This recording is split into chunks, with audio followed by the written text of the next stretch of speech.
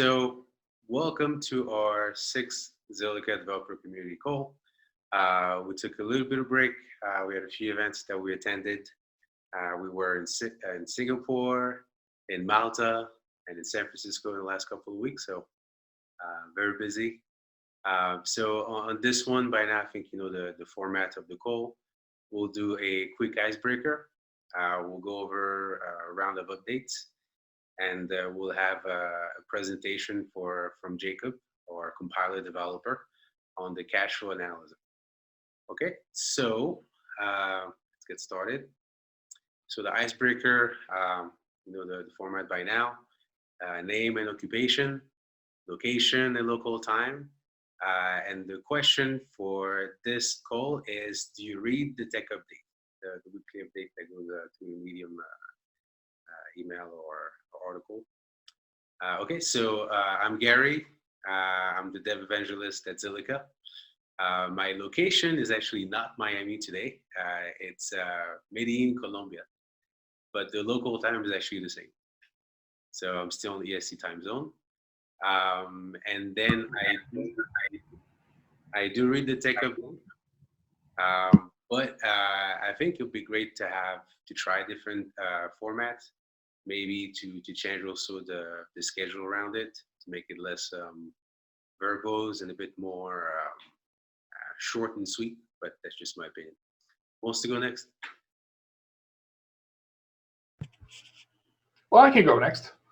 Yeah, so I'm Jakob, and as Gary mentioned, I work as a compiler engineer for Zilliqa. I am based in a small town called Birkerød, north of Copenhagen in Denmark. Local time right now is 9 minutes past 2 in the afternoon, and it's dark and gray and dreary, and I can't wait for the summer. And the tech update, well, I read them as they're being written. So I always write part of the tech update.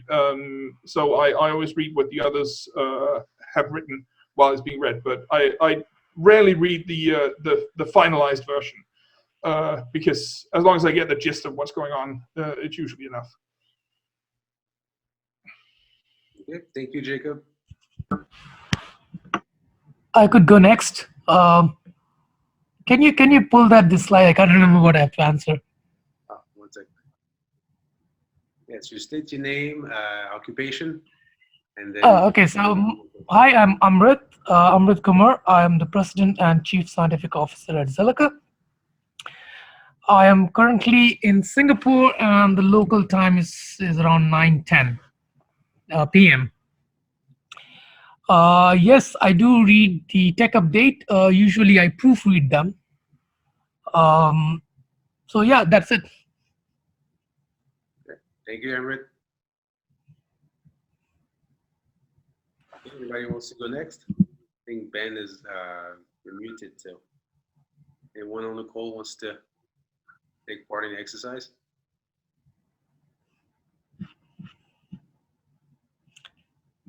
Okay. All right, so without further ado, let's go into the announcements.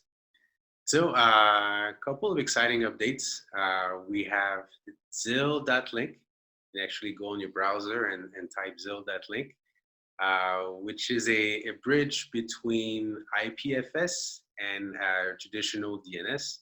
So the way it works, to understand, right, is that you can add a .link to your .zil, and it will pull IPFS hashes that are on the Zilliqa blockchain. So you can imagine if, for example, in my case, dowchemist.zil, I'd be able to use my domain as a way to display web pages if I store some hashes onto IPFS. So it's kind of really cool, decentralized DNS service. And I'd definitely be talking to that team to find out more and see if we can have them on the next dev update. The next update is, not sure how to pronounce this, Teeks.io or Teeks.io. It's I believe a group based out of China. It's a layer 2 solution. and they recently came out with a TE-based Oracle for Zilliqa. So a T stands for Trusted Execution Environment. So it's a way to do computation inside an enclave, so a protected part of a computer. So you can imagine if you're doing edge computing and other people are doing computation, it allows you to trust that that computation hasn't been tampered with. So there's a GitHub link. I'll be sharing it on our DevPool channel as well if you want to know more about this update. On our 5.1.1, we've made an improvement on the variable types for Emacs and Vim. So I know, Jacob, you're going to do a presentation on that. So maybe on the cash flow, so we will get to see that update as well. And last but not least, we have a PR for our ZRC2. So we have a second Zilliqa reference contract. This one is on the equivalent of the ERC 777, so a fungible token standard. The conversation is already happening on our ZRC channel, so definitely join in. And I'll be working on a reference contract as well, so the actual implementation that people can use as a reference. Okay, does anyone who wants to add any updates or have any questions on the announcements? There are a few more updates, but I think we can leave it for the next one. Cool, sounds good. All right, without further ado, we'll go into presentation by Jacob on the Cashflow Analyzer. I think the tool came out in May earlier this year. Obviously, it's not that little guy at the bottom of the page. It's quite a different type of tool, but it's very useful. The way I understand it allows you to prevent holes in your smart contract, especially as a contractor meant to hold a lot of money or a lot of value. It's a very important tool to have. So I'll stop sharing, and Jacob, go ahead, take the lead.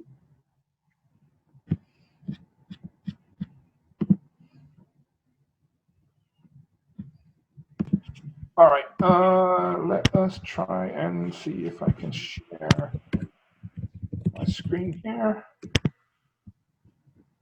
Okay, so I will just be writing. Okay, can everybody see this? Yep. Great. All right, so the idea behind the Cashflow Analyzer is that so suppose we have a contract, and I shall just be finding a contract. All right, so suppose we have a contract. Then a contract can hold, a significant amount of funds, and so it's quite important that that we handle those funds, that the code handles those funds in a way that's consistent, so that we don't mix up values that are that are supposed to track an amount of money with values that are supposed to track something else. And so we've developed this this static analysis that we call the Cashflow Analyzer, which is based on existing static analysis techniques from that are used in compilers everywhere. But it's just that it's we don't know that it has ever been applied to track in this sort of domain to track funds. So the idea is that you have a contract. It has a number of fields typically, and what we are trying to do is to assign tags to these fields based on whether they represent an amount of money or whether they represent something else. So the sort of tags that we can use. Well, okay. So there's clearly, okay. So we can tag it with money. That means it represents an amount of money. We can tag it with not money. That is, it represents something other than money. We can also be in a situation where we have no info about, and we can't extract any information about a field, in which case we tag it with the tag no info. then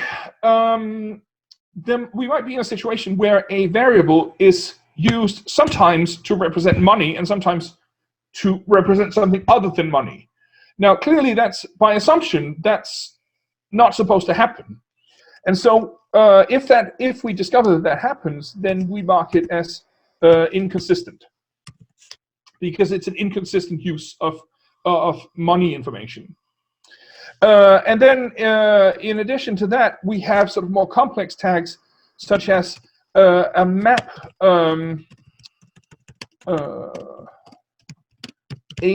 of X for some tag X. That's supposed to mean, well, what we have here is a map, and the values in map. So a map is a collection of key value pairs, and the values in that map represent money. And that can be combined, so you can have map money, for instance. So that's a map where the values are maps where the values are money, and so on and so on and so on. You can have option X for some tag X. That's an optional value, and if there is a value there, then that represents an amount of money. You can have list of X where all the elements of this list represent an amount of money, and so on and so on and so on. So these are sort of the way that tags are constructed, and then we assign a tag to each of the fields, and then hopefully the tags that are being assigned correspond to what the programmer intended. So this is not an analysis that will reject any program. So you won't ever see the cashflow analyzer saying, well, I refuse to, you won't be allowed to deploy this contract. You will be allowed to deploy a contract that violates any of these assumptions, but it's just a helpful tool for the developer. It sort of works as a sanity check that the developer hasn't introduced some sort of weird-looking thing that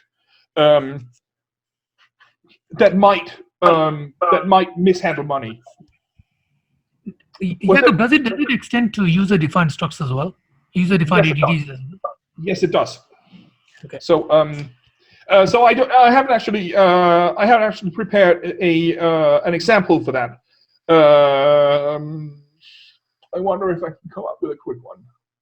Okay, never mind. I can't think of a quick example of that. Sure, no worries. Sorry? No worries. Okay. So the first example that I'm going to show you is it's a very simple crowdfunding contract. I have removed a lot of functionality, such as whether the deadline has passed and whether the target has been reached, and so on and so on. So it is just a place where people can deposit money, and if they change their minds, they can withdraw their money again, and whoever owns the contract can withdraw all the money. That's kind of the intention.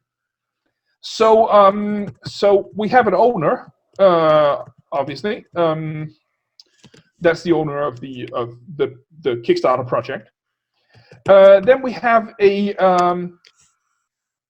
field count, which counts the number of backers of the contract. And finally, then we have the map that represents the amount of money that each backer has donated. So given an address of a backer, we can find out how much money that person donated. Now, I should stress that this contract operates entirely in native Zills.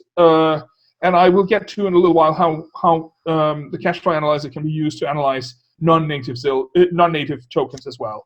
But for the time being, it's all about native Zills. So the thing about this contract is that it contains a bug, and it's a bug that I have introduced, and I have strategically introduced it field represents an amount of money. So that gives us some information about, well, whatever is used to initialize that field, that's clearly an amount of money. Similarly, for incoming messages, there is this, they also have an underscore amount field, which is also used to represent an amount of money. And finally, there is the balance field of a contract, which holds the number of the zills that the contract owns. And that also represents an amount of zills. So that's sort of the starting point. We can start with that and then try to extract information based on that. And we can also have some additional things like the tag of a message that's known to not be an amount of money. That's just the name of the transition that we want to invoke on another contract. The recipient of a message, well, that's an address, so that's not an amount of money. And similarly, the sender of a message, that's also not an amount of money. So we have some fields for messages that we know something about, and the way that those fields from incoming messages are being used, and the way that the fields of outgoing messages are initialized, that gives us some information about that to start from. And then combining that information will allow us to extrapolate some things. So just to give you an example of how we can do that, so we know that the amount field of an incoming message, that's an amount of money. Okay, so here we are adding an amount of money, underscore amount, to some variable v. Okay, now if you're going to add an amount of money to something else, then it's safe to assume that that other something else is probably also an amount of money. Otherwise, what's the point of adding them? What's? I mean, it doesn't really make sense. So so the idea here is that, well, because we're adding two numbers, one of which is an amount of money, well, then the other amount is also an amount of money, the other value. So that gives us some information about v. So now the local variable v, well, that's clearly an amount of money. So from that, we can see that,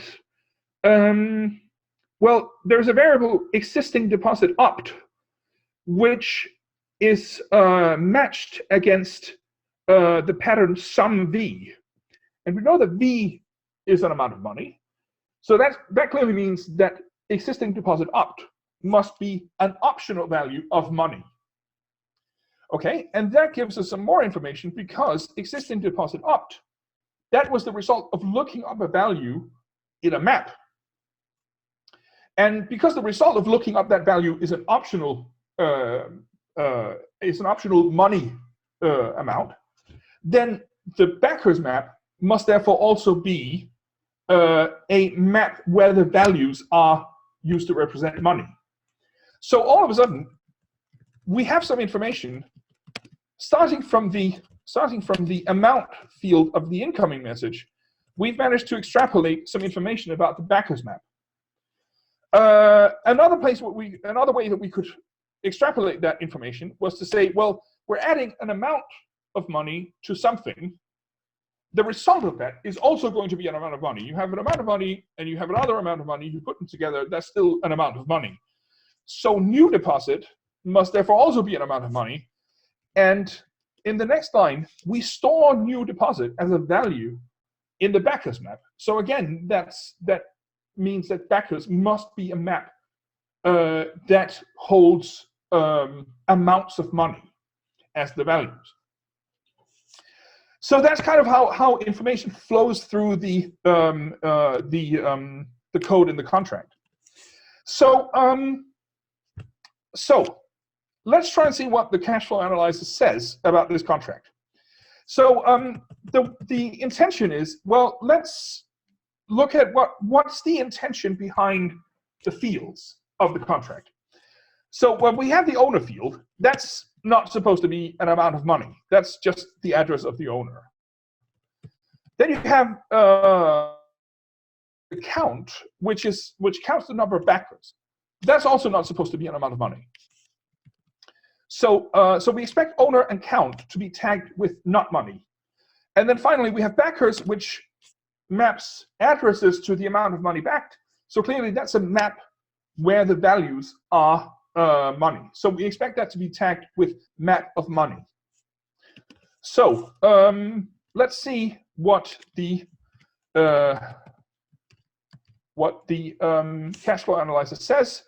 So I should point out that the way to enable the cash flow analyzer is to use this under this dash CF tag, CF for cash flow. And I don't think the cash flow analyzer is enabled for Savant IDE, so you're going to have to use the command line option for this, either Docker image or build Zilla yourself. But it should be possible to use the on your own machine. So let's see what happens. So the output from Zilla Checker is a JSON format, and the thing that we can see here is the cash flow tags. Now, as Amber mentioned earlier, we also tag custom ADTs and their constructors. I'm not going to show that in detail, but that's why you see this this bit here. So for the state variables, we have well, there are three fields that we're tagging. The owner field, which is indeed not money, as we expected. We have the backers map, which gets tagged with map money, which is also what we expected. But then as you can see here, count, which we expected to be not money, gets tagged with money. Okay, so there is an error somewhere. That's not supposed to happen. So let's go back to the contract and see how we're using the count. So here, well, we're using count. We're reading count. We're incrementing it, and then we're storing it in the field again. Okay, but that doesn't give us any information. So that's not where the bug is. So and then we're down here. So here we are reading the count. We are decrementing it by 1, and then we're storing it. But then, as you can see in the next line, we're creating a message, and that message contains an amount field, which is initialized to C. But as you remember from up here, C is in fact the value that we read from the count field. So now we're using the value of the count field to initialize a field in a message that we know is supposed to represent an amount of money. So that means that the cash flow analyzer thinks, no, well, count is clearly an amount of money, because otherwise you wouldn't be allowed to, otherwise you wouldn't be doing this. And that's clearly a bug, because the amount of money that we should be sending out is the amount of money that was donated and not the number of backers. So we really should be using V here, which is the amount that was deposited that we can see here. So now we have changed this to V, and let's see what the cash flow analyzer says. So now we can see that the tag that that the cash flow analyzer assigns to the count field is now no info. And the reason it's no info is rather than not money is because we're not actually using the count field for anything other than we're incrementing it and decrementing it. So it's sort of self-contained. It's not being used to construct a message and so on and so on and so on. So it doesn't, it's sort of disconnected from the rest of the contract in some sense. But let me just show you how that can be rectified. So I'm going to show you a slightly more elaborate crowdfunding contract where we don't just count the number of backers. We assign a backer ID to each backer. So now instead of a count, we have a next ID, which is just the same thing, but it tells us what is the next ID that we can assign to a backer. And we have the backers map, but we also have a map from backer IDs to the backer's address. And so we expect next ID to be not money. We expect ID to backer to be a map of not money, because it's a map where the values are addresses. We still have the same bug, which is that next ID is being used to initialize an amount field, just like the value of the count field was used to initialize the amount field. But the key difference here is that here, when there is a new backer, we store the sender's address as the value in the ID to backer map, and we use the ID as the key in that map. Now, keys in maps are assumed to just be not money, because I couldn't find a single use case where you would want a map from an amount of money to something. You might be able to come up with some sort of artificial use case, but I don't see a real use case for that. So we just assume that ID in this case is going to be not money because it's used as a key, and that means that next ID will also be tagged with not money based on that. So let's see what the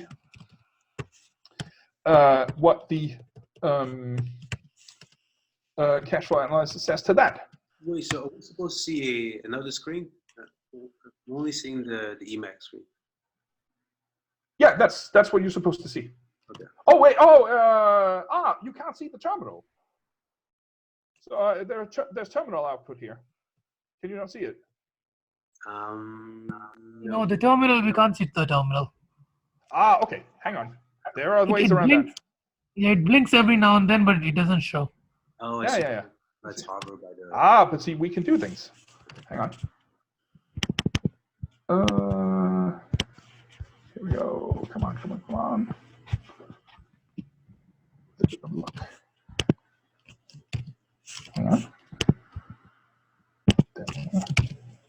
Come on.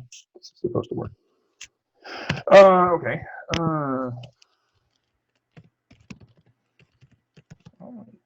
Wait. See. Here we go. Because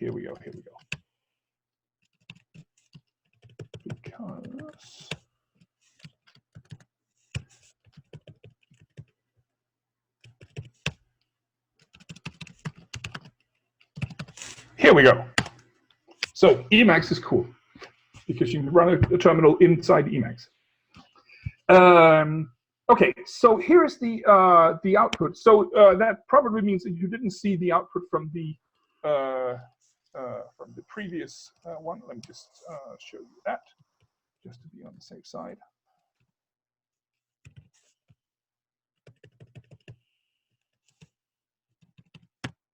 There we are. So as I said, this is the JSON output that you're supposed to see. So these are the tags that the cashflow analyzer assigns to the three fields from the former contract.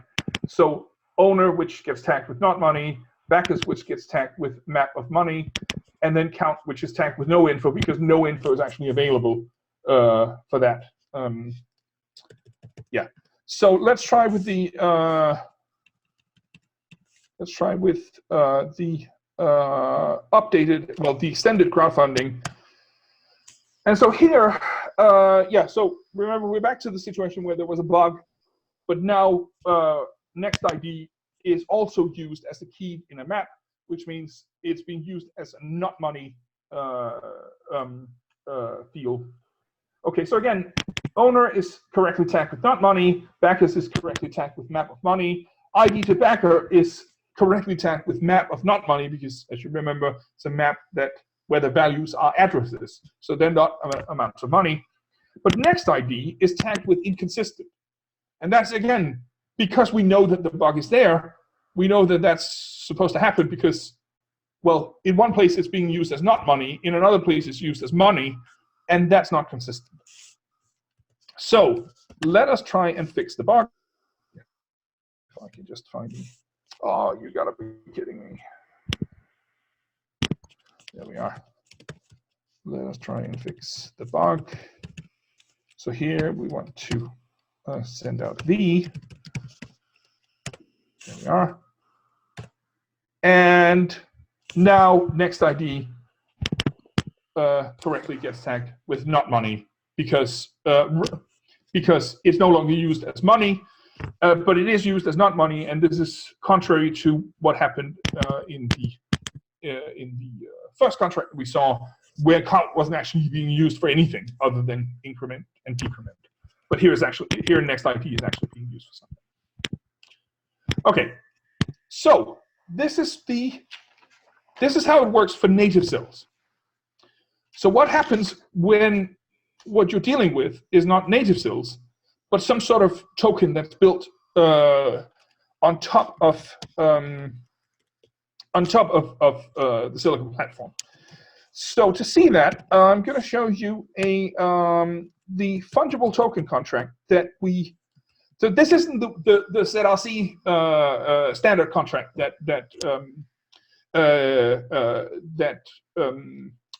we have published that, I believe, the fungible token. Instead, this is an early version of the fungible token contract that we're using to test the Zilla implementation, rather than being a sensible contract. It is a contract that is supposed to test our Zilla checker and Zilla runner. So it's sort of the other way around, if you will.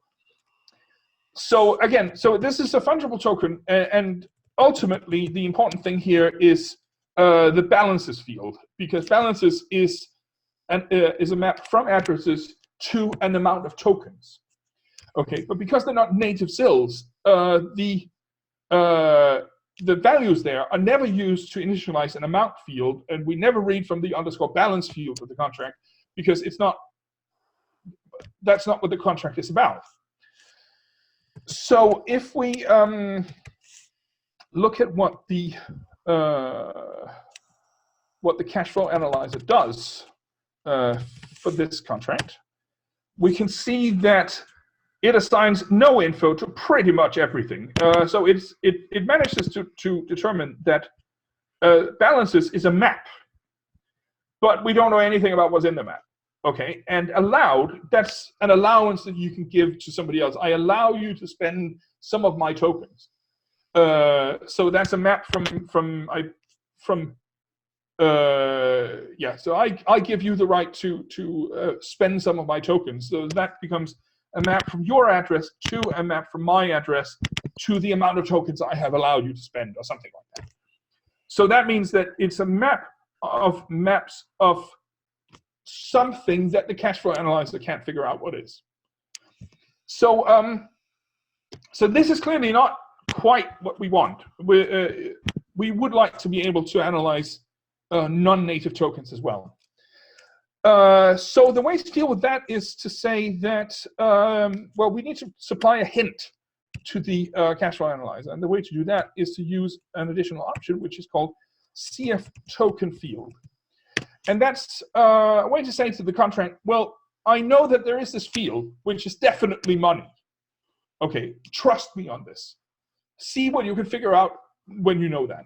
Okay, so here, what we want to say is, well, balances, that is a field that contains money. Okay, it happens to be a map of money, but at the very bottom of it, it's money. Okay, so what we do here is that we provide that hint. And so based on that hint, obviously the cashflow analyzer is able to determine that balances is a map of money, but it also manages to infer that allowed must therefore be a map of money. And the reason for that is that if I give somebody an allowance, well, I can only give that person that allowance if my own balance is sufficient to give that allowance to someone. So there is a link between the allowance and the allowed map and the balances map. And so that connection, well, the cashflow analyzer manages to find that connection. Now, to the observant viewer, you will notice that total tokens, for some reason, is not tagged with money. And the reason for that is that there is a bug in the Cashflow Analyzer that I discovered while preparing for this presentation. It turns out that I've forgotten to analyze field initializers, which is the place where total tokens is used to connect to the balances field. So I've forgotten that. But once I add that I think that's like a one-liner change in the Cashflow Analyzer. Once I add that, we should be able to see that total tokens also gets tagged with money, as long as we provide the hint that either balances or total tokens or allowed are all used to represent money. So that's pretty much the what I wanted to show you. Cool. Somebody said something? Yeah, that was. Can I ask a few questions, Jakob? Sure. I think in the interest of everyone else who was listening to this call, I have two questions. To start with, the first question is if you could comment upon the asymptotic complexity of running the Cashflow Analyzer, or even, let's say, in the average case and the worst case analysis. And the second question would be, if I may, the second question would be, there's still a sort of limitation on what Cashflow Analyzer can do. For instance, it can only tag certain variables to be money, not money. But is that enough?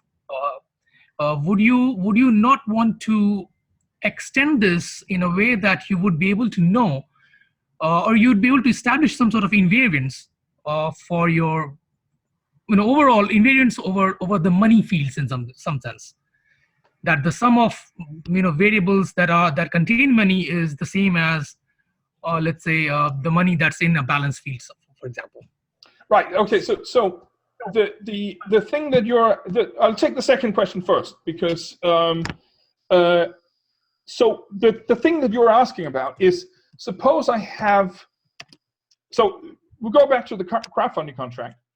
What we really want is that the amounts, the sum of the amounts that are being stored in the backers field, in the backers map, should be equal to the amount of money that is held by the contract.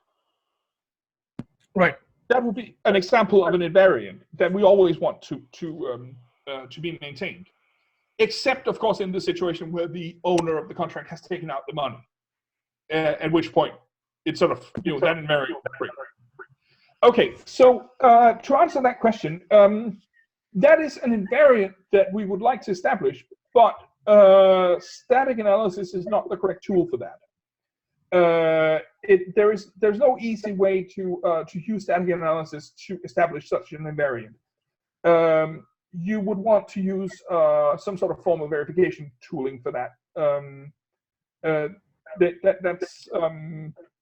Static analysis is simply isn't suitable for that sort of not that I know of, at least. Okay, so that's the does that answer the second question? Yeah.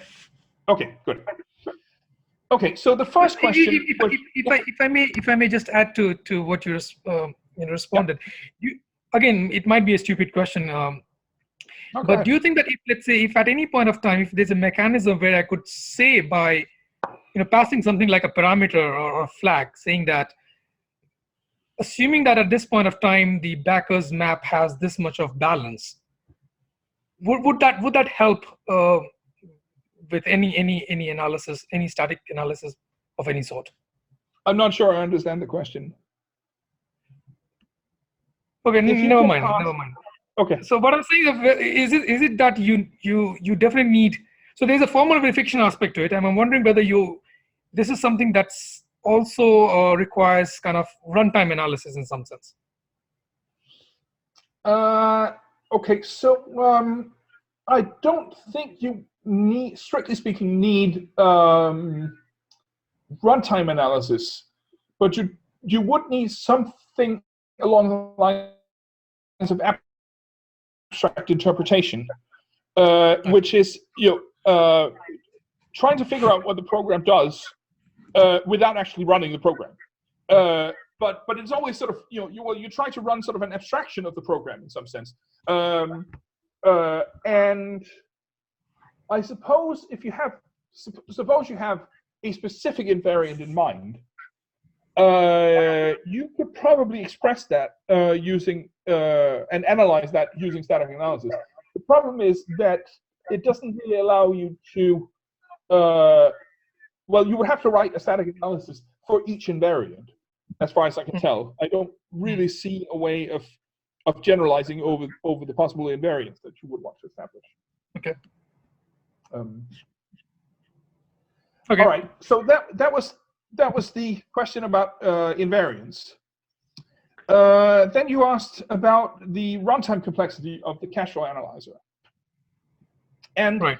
the thing is that static analysis is based on the idea that you analyze the entire code once, and then you see if you obtained any new information. If you obtained any new information, then you run it again to use this new information to see if you can obtain more information. And you continue to do that until you obtain no more information. Now, that only terminates under certain conditions. Okay, those conditions are sort of well understood, and it's so you effectively write a small proof that okay, this particular property satisfies that condition, and then so we're guaranteed that if there are no bugs in the cashflow analyzer, then it terminates. So a bug in the cashflow analyzer rather than a bug in the contract that is being analyzed. So assuming that I haven't messed up completely, the cashflow analyzer should always terminate. And right, so then the question is how many times do you need to analyze the program in its entirety? And in principle, you would need to run it. Let's see. You would need to run it once for each possible tag for each possible field, in principle. So that's potentially quite bad. But in reality, what happens is that within 3 or 4 iterations, all the information has been gathered. So in principle, it could take a long time, and I suppose you could write a really, really evil contract that that gives you information, that gives you one piece of new information with every iteration. But in order to reach the point where that information is sort of final, you would need a number of steps where you only take one step for each iteration. But that would be a contract that would have it wouldn't have any practical applications. And since we're not running the cashflow analyzer during deployment of contracts, this is entirely offline helper tool that's not being used to prevent contracts from being deployed. It's sort of you'd only be wasting your own time in some sense if you're writing such a contract. Right. I don't know that there is a proper complexity analysis of these sorts of static analysis tools. All I can say is that it usually doesn't take many iterations. It usually doesn't take more than a handful of iterations before you have finalized the analysis. Okay, thanks, Jakob. No worries. I should also mention there are a couple of other limitations that I didn't talk about. So library functions are not being analyzed, and procedure calls are also not being analyzed. And the reason for that is that, well, suppose you have a library function that does something with an unsigned 128-bit integer. That function in some cases be used for something that's not money, and in other cases be used for something that is money. And that's not inconsistent. That's just because the function is sufficiently general. So there doesn't seem to be sort of a nice and easy way to analyze library functions. And the similar argument holds for procedures. So those calls aren't being analyzed.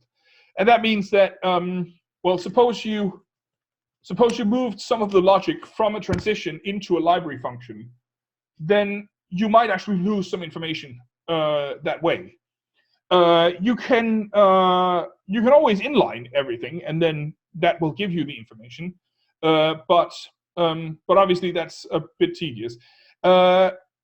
If there is anyone in the community who's interested in working on this sort of thing, then I'm happy to help people get started on it. Unfortunately, I don't at the moment have too much time on my hands to look at fixing this. So I'm sort of, yeah. If anybody has an interest in static analysis, then this is a fun project to get started on. All right. Any other questions?